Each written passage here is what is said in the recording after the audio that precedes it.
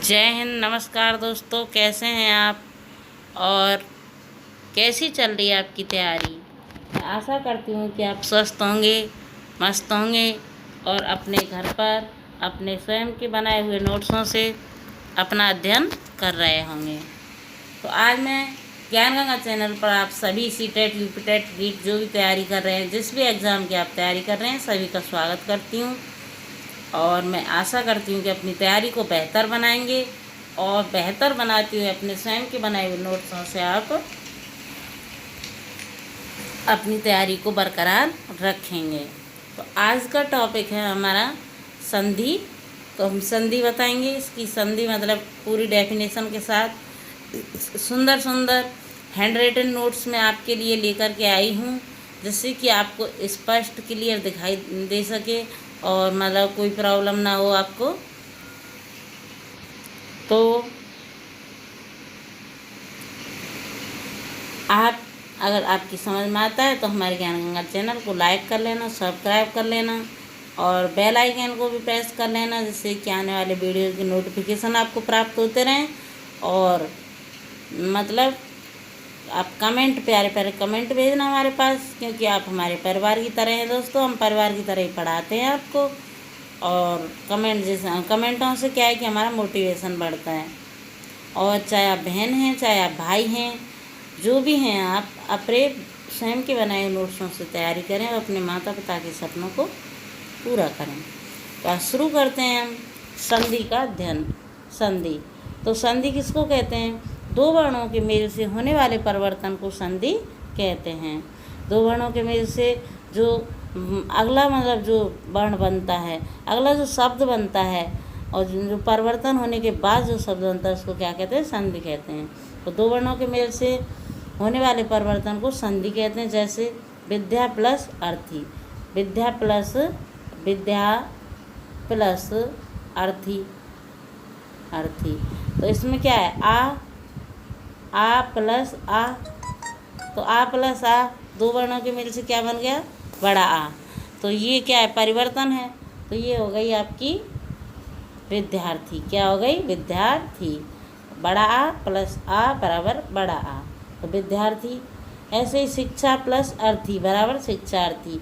तो बड़ा आ प्लस छोटा आ बराबर बड़ा आ, शिक्षार्थी। देख रहे हैं आप? दिख रहा होगा। तो दो वर्णों के मेल, यानी एक वर्ण ये रहा और एक वर्ण ये रहा, इनके मेल से जो परिवर्तन हुआ है, इसको हम क्या कहते हैं? संधि कहते हैं। आगे देखते हैं संधि के प्रकार। तो संधि कितने प्रकार की होती है? तो संधि में तीन प्रकार की होती है। कौन कौन सी? स्वर संधि, व्यंजन संधि और विसर्ग संधि। तो तीन प्रकार हो गए। नंबर 1 स्वर, नंबर 2 व्यंजन और नंबर 3 विसर्ग। अब देखते हैं कि स्वर संधि अलग अलग करके देख लेते हैं। स्वर संधि किसे कहते हैं? तो स्वर संधि, स्वर के बाद स्वर अर्थात दो स्वरों के मेल से जो होने वाले परिवर्तन को स्वर संधि कहते हैं। अगर स्वर के बाद तुरंत स्वर आ जाए और उनके मेल से जो परिवर्तन हो, उसको हम स्वर संधि कहते हैं। स्वर संधि के प्रकार या भेद।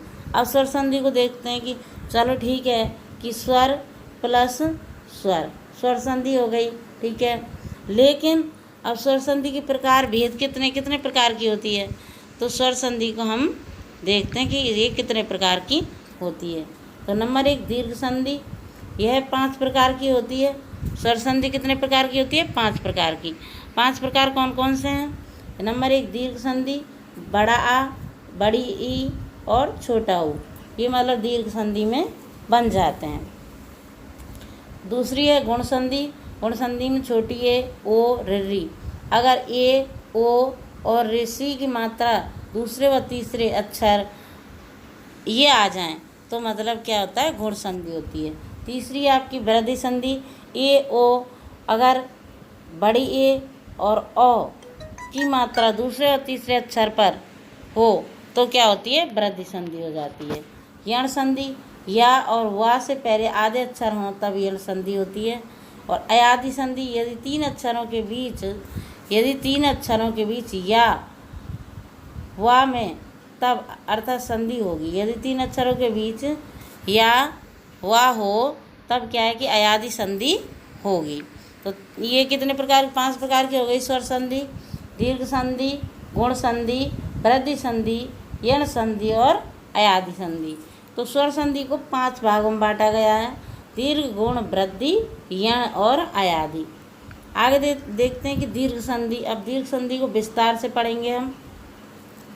दीर्घ संधि नंबर 1, यदि आ इ उ ऊ, यदि इ उ के बाद समान स्वर आए तो इन दोनों को मिलकर दीर्घ कर देते हैं।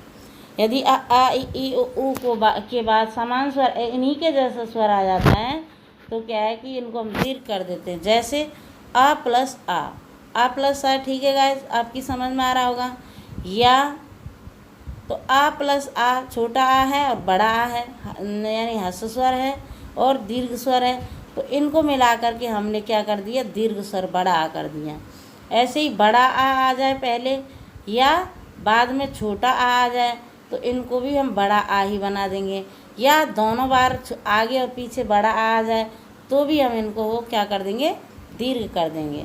ठीक है गाइस, कि ह्रस्व हो या दीर्घ हो पहले, या पहले दीर्घ हो या बाद में ह्रस्व या दोनों ही दीर्घ हों, तो होता क्या है तीनों कंडीशन में कि दीर्घ आ ही हो जाता है। तो ये तो पहला नियम। दूसरा है, हाँ, इसके उदाहरण से समझ लेते हैं हम। जैसे शिक्षार्थी है तो शिक्षा प्लस अर्थी, बड़ा आ प्लस छोटा आ, तो दीर्घ आ कर दिया हमने इसको, तो ये हो गया शिक्षार्थी। ठीक है गाइस। विद्यार्थी तो विद्या प्लस अर्थी, बड़ा आ प्लस छोटा आ बराबर बड़ा विद्यार्थी हो गया। शिवालय, शिव छोटा आ प्लस बड़ा आ, अब यहाँ पर पहले छोटा आ बड़ा आ गया तो भी दीर्घ कर दिया, शिवालय हो गया। महात्मा, महा प्लस आत्मा, तो बड़ा आ प्लस बड़ा आ प्लस बड़ा आ, तो भी हमारा बड़ा आ ही होगा, तो भी क्या होगा, बड़ा आ। तो महात्मा, परमात्मा, परम प्लस आत्मा, छोटा आ प्लस बड़ा आ, परमात्मा। परमार्थ, परम प्लस अर्थ, छोटा आ प्लस छोटा बराबर बड़ा।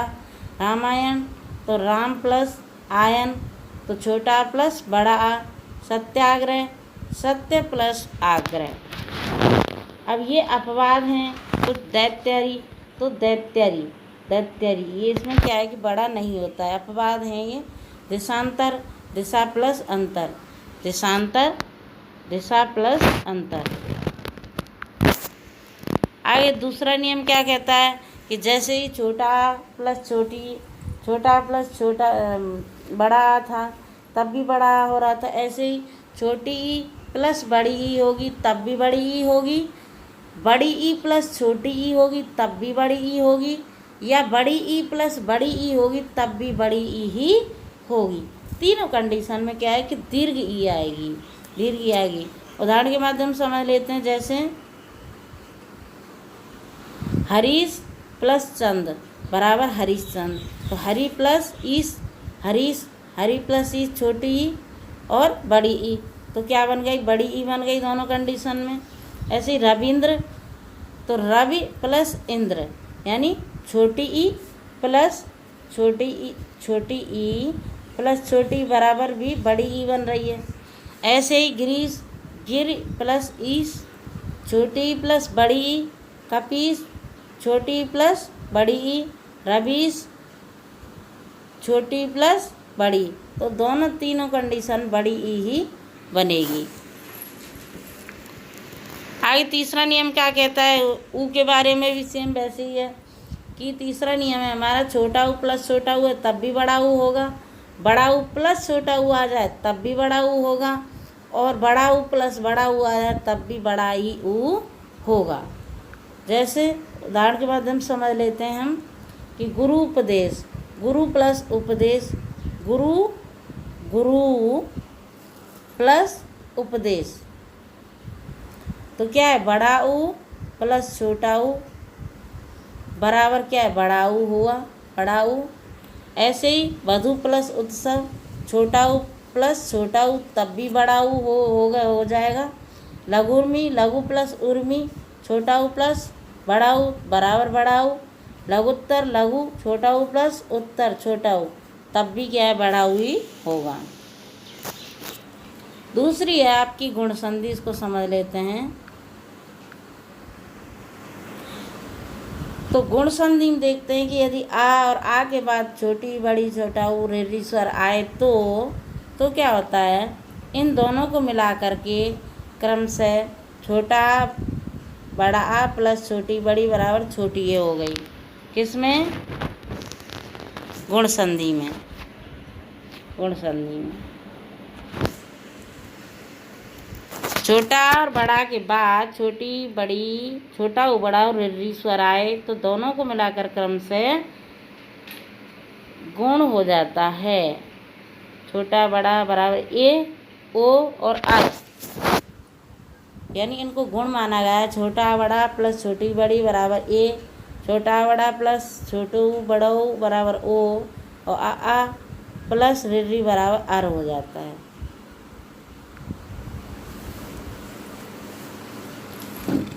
ट्रिक है, छोटी है ओ ऋषि 2 3 आए और पीछे जाती है। एग्जाम्पल के माध्यम से समझ लेते हैं इसको हम। ए का नियम क्या है? सुरेश प्लस सुरेंद्र बराबर सुर प्लस इंद्र, तो आ प्लस ई बराबर आ प्लस ई बराबर ए हो जाएगी, तो सुरेंद्र हो गई आपकी, क्या हो जाएगी, ए। महेंद्र महा प्लस इंद्र, महान है जो इंद्र, तो महेंद्र गुण हो गया। सुरेश सुर प्लस ई आ प्लस ई बराबर ए, तो ये भी गुण हो गया। आगे है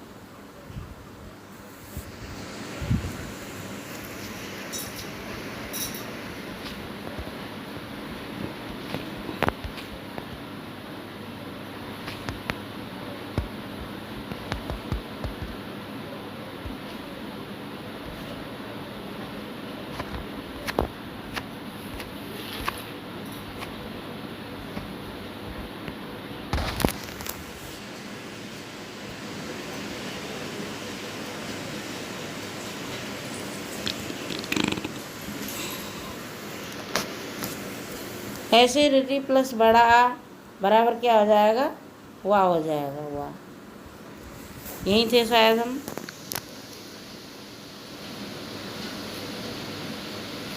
नहीं,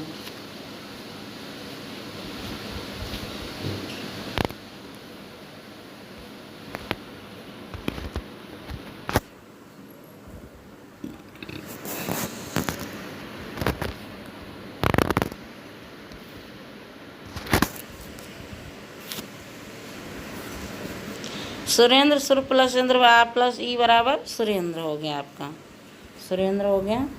महेंद्र आ प्लस इंद्र आ प्लस ई गुण हो गया, ए हो गया। ऐसे ही सुरेश सुर प्लस ईस बराबर सुरेश गुण हो गया। नरेश नर प्लस ईस बराबर ए बढ़िए। कमलेश कमल प्लस ईस आ प्लस ई बराबर छोटी ए गुण हो गया। राकेश शंका प्लस ईस बराबर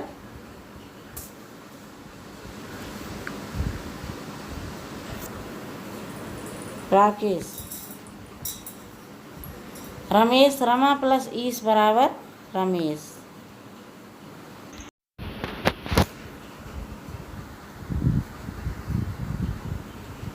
रमा प्लस ऐश्वर्य बराबर रमेश्वर्यम। आ प्लस ए बराबर बड़े, मतलब ए बन गया, दीर्घ है। महेश्वर्य महा प्लस ऐश्वर्यम, तो आ प्लस ए बराबर बड़ा है, बड़ा है।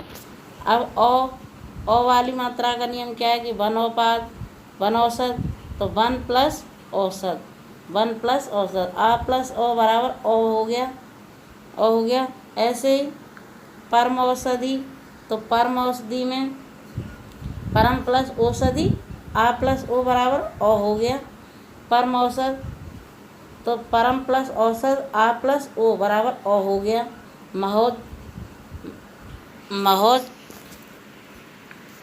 महोजस्वी, तो महा प्लस ओजस्वी, महा प्लस ओजस्वी, आ प्लस ओ बराबर ओ हो गया। तो ये आपकी हो गई कौन सी? गुण संधि। गुण संधि। इसके बाद है यण संधि। यण। तो यण का क्या है, परिभाषा क्या है यण की?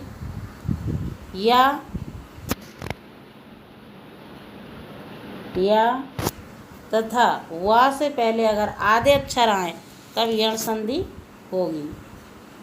आधे अक्षर से वे, न वे, इस प्रकार से या और वा से पहले आधे अक्षर आए तो यण संधि होगी। ये ट्रिक है। संधि के नियम क्या हैं? यदि हसी दीर्घी, हसू दीर्घू, ऋ के बाद कोई भिन्न स्वर आए तो इन दोनों को मिलकर क्रम से क्या बन जाता है? संधि। ये मतलब यण संधि बनती है। या वर्ण का नियम क्या है? या तो छोटी ई बड़ी ई प्लस आ तो क्या बन जाएगा? या बन जाएगा। क्या बन जाएगा? या।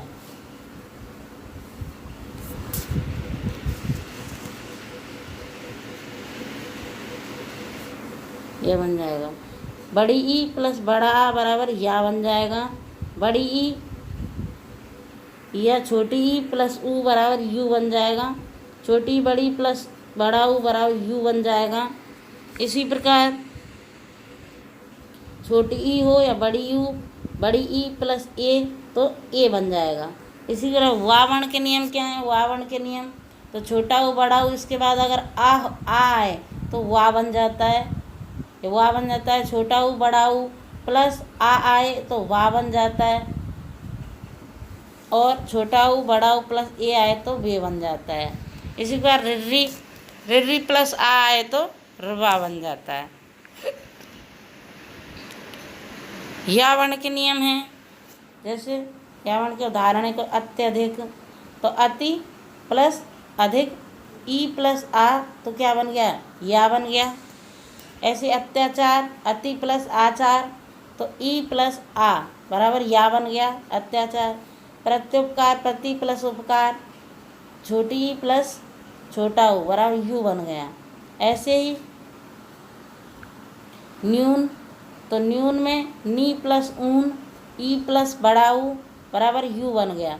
प्रत्येक प्रति प्लस एक बराबर ई प्लस ए बराबर ए बन गया। बढ़िए। तो प्रत्येक। यदि या वर्ण से पहले आधे वर्ण हों तो उनको छोटी ई की मात्रा में बदल कर मतलब क्या है लिख देते हैं। छोटी ई की मात्रा में बदल कर लिख देते हैं तथा अगले वर्ण में छिपा हुआ वर्ण लिखते हैं। जैसे उदाहरण के माध्यम से समझते हैं। अत्यधिक तो अति प्लस अधिक, अति प्लस अधिक तो क्या है इसमें? अत्यधिक या वर्ण से मतलब या वर्ण से पहले क्या है? ता तो ता है। तो या वर्ण से पहले आधे वर्ण हो तो उनको छोटी ई की मात्रा में बदल कर तो क्या है कि आधा वर्ण ता है, ता को छोटी ई में बदल दिया। यहाँ पर हमने अति प्लस अधिक तो क्या हो गया? ये अत्यधिक। अत्यधिक। इसी प्रकार इत्यादि इति प्लस आदि तावर्ण को मतलब आधा वर्ण है इसको अगली मात्रा में बदल दिया इति प्लस आदि तो इत्यादि। यद्यपि यदि प्लस अपि बराबर यद्यपि। उपयुक्त ऊपरी प्लस युक्त बराबर ऊपरी प्लस उक्त तो ये हो गया अपर्युक्त। अब वावर्ण के उदाहरण हैं कुछ। वावर्ण के तो अन्वय अनु प्लस अय बराबर ऊ प्लस ऊ बराबर वा बन गया। स्वागतम सु प्लस आगतम बराबर ऊ प्लस आ बराबर वा बन गया। अन्वेषण अनु प्लस ईषण ऊ प्लस ए बराबर वे बन गया। स्वच्छ सु प्लस अच्छ ऊ प्लस अ बराबर वा बन गया। तो ये वावर्ण के उदाहरण हो गए आपके। अब त्रावर्ण के उदाहरण क्या है? तो त्रा के उदाहरण देख लेते हैं। पित्राज्ञा पितृ प्लस आज्ञा तो रिर्री प्लस आ बराबर बड़ा आ हो गया। यात्राज्ञा मात्राज्ञा तो मात्र प्लस आज्ञा रिर्री प्लस बड़ा आ बराबर बड़ा आ हो गया। ये हो गए आपके त्रा के उदाहरण। अब है पांचवी अयादि संधि। तो अयादि संधि में अगर तीन अक्षरों के बीच में आ बीच में या वा हो तब अयादि संधि होगी। अगर 3 अक्षरों के बीच में या वा हो तब अयादि संधि होगी, या और वा हो तो ये ट्रिक है, या और वा किसके 3 अक्षरों के बीच में, 1 से लेकर 3 और 3 अक्षरों के बीच में या और वा हो तो क्या होगी, अयादि संधि होगी। अब नियम क्या कहता है कि जहाँ पर या हो तो वहाँ पर ए, छोटी ए अथवा बड़ी ए हो जाता है, और जहाँ पर वा हो वहाँ पर ओ अथवा अ हो जाता है। ये के नियम क्या है, नयन तो ने प्लस अन, ने प्लस अन, ये इसमें क्या है कि 1 से लेकर 3, अगर 3 अक्षरों के बीच में या और वा हो तो 3 अक्षर हैं, या है इसके बीच में, ये भी नियम लागू हो रहा है इस पर। यह नयन 3 अक्षर हैं तो ने या है बीच में तो ने प्लस अन बराबर नयन। नायक तो ने प्लस अक बराबर नायक। ऐसे ही गायक गे प्लस अक बराबर गायक, 3 अक्षर हैं, अधिकतर 3 ही अक्षर होते हैं संधि में, अयादि संधि में। गायका गे प्लस 1 बराबर गायका। पवन, अब वा के नियम क्या है, पवन पो प्लस अन बराबर पवन। भवन भो प्लस अन बराबर भवन। तो एच ओ आय आवे संस्कृत में पढ़ी होगी आपने, आय आव और अब हो जाता है। ऐसे ही भवन भो प्लस अन बराबर भवन, भो प्लस अन बराबर भवन। इसी प्रकार भावुक भो प्लस अक बराबर भावुक। ऐसे ही पवित्र पो प्लस इत्र बराबर पवित्र। श्रविण श्रो प्लस अन बराबर श्रविण। नाविक नौ प्लस 1 बराबर नाविक। धावक धौ प्लस 1 बराबर धावक। ऐसे नायिका नय प्लस इका बराबर नायिका। शयन से प्लस अन बराबर शयन। चयन चे प्लस अन बराबर चयन। तो ये हो गई आज आपकी क्या है कि स्वर संधि। तो स्वर संधि के 5 भेद आपकी समझ में आ गए होंगे, और वीडियो को पूरा देखें आप, क्योंकि अगर आप बीच में छोड़ देंगे तो आपकी समझ में नहीं आएंगे। तो इसलिए आप पूरा देखें, और मैं आशा करती हूँ अपने हाथों से बना करके और स्वयं के बनाए हुए नोट्सों के द्वारा पढ़ें, और फालतू व्यर्थ का पैसा आप ना लौटाएं, आपकी तैयारी को अच्छे से करें। तो आज के लिए जय हिंद, जय भारत, वंदे मातरम।